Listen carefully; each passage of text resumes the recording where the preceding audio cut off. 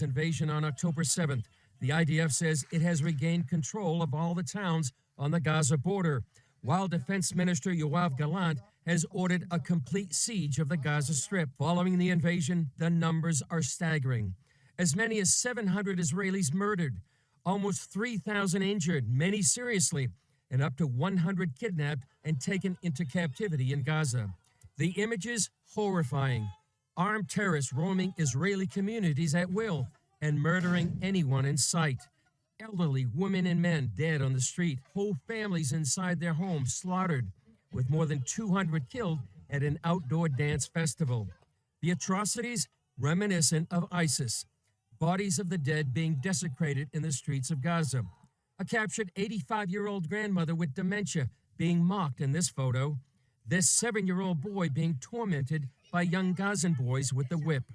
A 1-year-old being toyed with by this Hamas terrorist. And this Israeli woman named Noah kidnapped at a concert. Her fiancé dragged along and her father in anguish. Israel is now on a war footing with up to 300,000 reservists called up to action. Many anticipate a ground incursion into Gaza soon, with the likely goal the destruction of the Iranian-backed terror group. Now, for us, it's a time to get organized and to get prepared for the attack against the militia of Hamas. And I call the Prime Minister to take a different approach. We have to eradicate Hamas, period. The Wall Street Journal is reporting Iran worked directly with Hamas to plot and plan the invasion, while a Hamas spokesman thanked Iran for its support. Major questions do remain. How did this colossal intelligence failure happen? Will Hezbollah enter the war? Regardless of those answers, Israel now finds itself in a new era. This is a paradigm shift for Israel.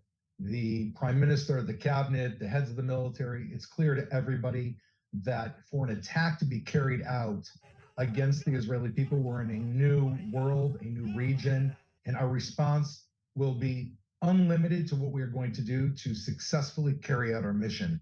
Whatever that means, all options are on the table. Prepared for a prolonged battle, and Defense Minister Yoav Gallant said today he has ordered a complete siege on the Gaza Strip, saying there will be no electricity, no food, no fuel, everything is closed. He added, quote, "We are fighting humans." The White House says America stands firmly behind Israel in its struggle against Hamas, sending a naval strike group and supplies to the Mediterranean. But the Biden administration is also being blasted for freeing billions of dollars in Iranian assets, and some are questioning if the White House will really stand with Israel for the long term. The White House is showing strong support for Israel in its hour of need, dispatching a carrier strike group and supplies to the Middle East. But some are asking if the U.S. will keep standing beside Israel as the casualties in Gaza rise. The U.S. has ordered the Gerald R. Ford Carrier Strike Group to the eastern Mediterranean to be ready to assist Israel. The Pentagon is also sending supplies of munitions. The Navy's newest and most advanced aircraft carrier will be accompanied by cruisers and destroyers. At least 4 Americans died in the Hamas attack, and 7 are missing or unaccounted for, numbers that could go higher. President Biden condemned the attack, promising continued military assistance for Israel and calling on all countries to stand against terrorism. The United States stands with Israel. We will not ever fail to have their back. But with multiple sources now reporting that Iran helped plan the devastating action against Israel, Republican Congressman Steve Scalise tweeted that the Biden administration must be held accountable for its appeasement of these Hamas terrorists, including handing over billions of dollars to them and their Iranian backers. When he was shown that tweet on ABC's This Week program, Secretary of State Antony Blinken called those billions of dollars that were given back to Iran Iranian money. Iranian resources, not American taxpayer dollars. These were resources that Iran had acquired from the sale of its oil that were stuck in a bank, in this case in South Korea. Of a protracted bloody war not only between Israel and Hamas, but possibly Iran, Republicans are already worried the White House could waver in its commitment to Israel. We have to be with them in the long run. President Biden often says that we're going to support Ukraine for as long as it takes. After yesterday's savage butchery in Israel, surely President Biden will also support Israel for as long as it takes to destroy Hamas. The response in the Middle East has been mostly anti-Israel, including Saudi Arabia's statement blaming Israel for the attack, possibly putting the Saudi-Israeli peace deal in jeopardy. While much of the world condemned the terrorist atrocities, the vote in the UN Security Council condemning Hamas was not unanimous. Russia is believed to have abstained, and China issued an ambiguous statement against violence. Let's go back now to Chris Mitchell.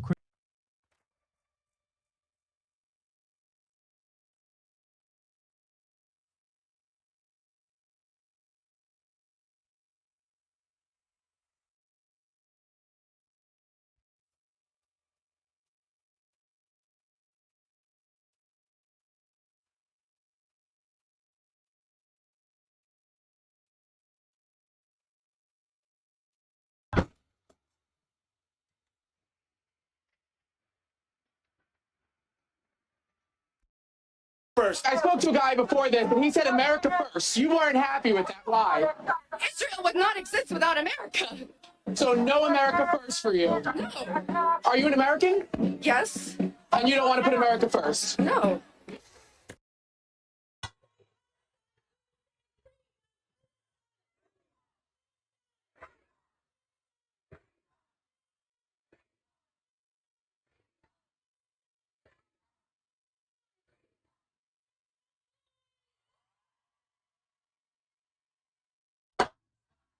There are hate celebrations over the brutal slaughter of Jews in the open. Heinous acts of terror, anti-Semitic attacks carried out by Hamas against Israel and the Jewish people. Now is the time for moral clarity. Throughout its 75-year history, Israel has demonstrated endless strength and resilience. Time and time again, it has shown courage over fear. Time and time again, Jewish people have chosen light over darkness. Now, we must do the same. We must stand firm in our support of Israel. I mean, the images that we're seeing of children kidnapped, of young women who have been abducted, who have blood in their pants because they've presumably been repeatedly raped. It's horrifying.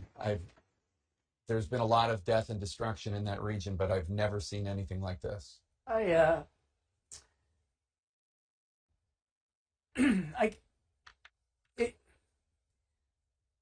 Sorry, it's very, excuse me, very difficult to look at these images, Jay. And the human cost. And these are human beings, their family members, their friends, their loved ones, cousins, brothers, sisters. Yeah, it's difficult, and I apologize. Nothing to say sorry for.